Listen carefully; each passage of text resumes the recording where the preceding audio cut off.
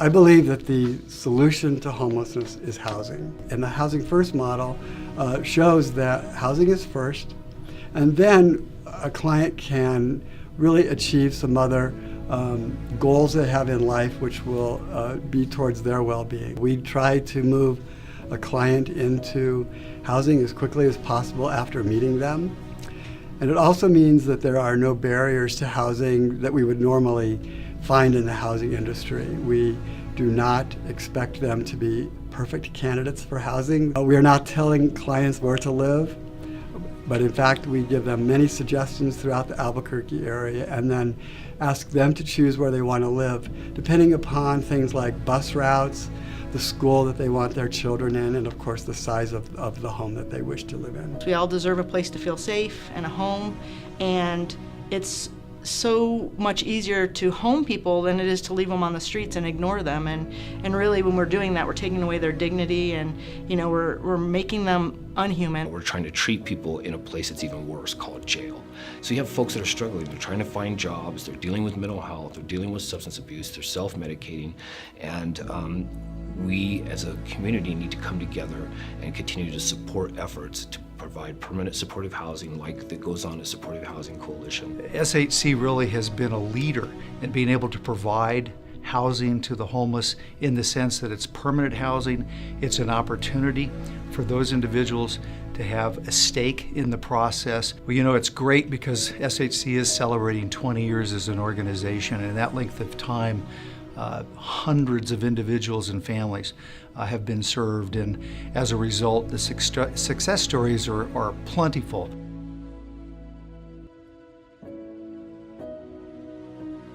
Donate, just any donation, either monetary if you can, well, just come and help us. We're here, we'll take you, help us, and we can just do something better. The supportive housing can always use volunteers, people to come out, and we have many different ways people can help us by volunteering. Or if you can financially give, it's a nonprofit, and so if that's $1, that's great. If it's $20, whatever someone can give, everything helps, and that's how we're going to ensure that we can keep the Supportive Housing Coalition around and to keep housing people for the next 20 years.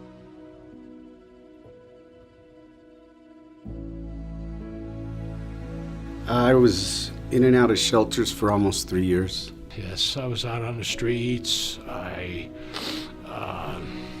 It's a mean streets. They're mean streets, And I guess you just wear homeless, I don't know, on your forehead. People just know. I mean, they'll go all the way around you if they have to. You start feeling like you're the lowest on the totem pole.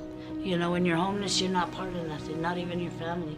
It's not exciting. Guys running around with guns, the women, the drugs, people getting beat up. And I knew, I'm no gangster. I got assaulted, raped. They burned my tent. And not just a single person, it happens to families all the time. Well, I've seen them living in the street in their car or sleeping under a bus bench. And the doctor came in and told me, he goes, you almost froze to death. He says, your body core temperature was barely above 79 degrees. I had to start breaking the law to have a place to stay. There were times when I was so grateful that I got arrested because I was just so exhausted that I couldn't go on anymore. When you're on the streets, you feel like you're living your life like a dog chasing his tail. It's just never ending. It can happen to you. And if you don't think it can happen to you, it can. All it takes is one incident. I had a home, I had the jobs, I had the cars, I had the whole American dream. I got laid off. I went through savings, I went through everything I had. So I filed bankruptcy, Chapter 7, and then they foreclosed in my house. And all this happened in a year. I got my truck stolen and got totaled out by a semi. So there went my car. I had a really good job. I was married, I had my children. And then I went through a divorce and pretty much lost everything. Sorry. Including my daughter. I had to make the decision of whether to sign the papers for somebody else to take care of her. I was working at one point and I'd hurt my back, right? And then I found out that I had a herniated disc, so I had to file for disability. I came here from Jersey, New Jersey in '92, and then I secured a position at the hospital here, UNMH. But then on like 10th year, I got hurt on the job. Before I knew it, I was hooked on painkillers. That led to drinking, lost everything. In my case, I ran out of money. And friends of mine that I knew, they got sort of tired of me sharing the couch, because it's hard to find a job when you're sharing a couch or even in their garage and stuff like that. We're sort of like lost, you know, where people don't want to deal with us. You know, it's like walking around a stray dog. Mindy over at the Healthcare for the Homeless put me in touch with John, and John walked me through the paperwork slowly, told me about it, worked with me and my family, getting us into a place and getting us into a place that we could afford with housing's help. We were able to buy food, and we were able to, you know, afford shoes for my children and stuff like that. And if I wasn't, they would, you know, point me in the direction of where I could get that, you know, for free or at a lower cost to where I could afford it for my children.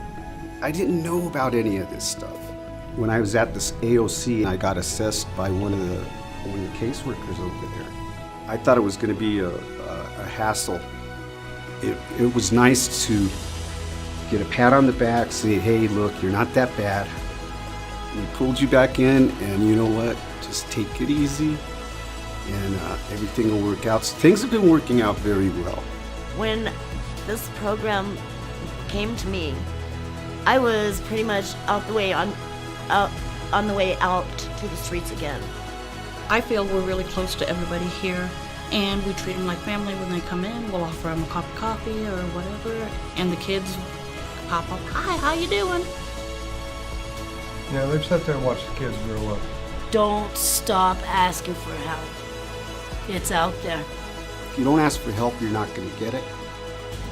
Know in your heart that there are people out there that really do care and will help you. I could be the man I'm supposed to be. Having a place to spend the night and stuff like that again is just amazing. They've helped us out tremendously, and for them, we wouldn't have a place to live. I'm just so grateful to be alive today and being able to say thank you to Supportive Housing for making this possible for me and my family. It's the Supportive Housing. They have given me back my life.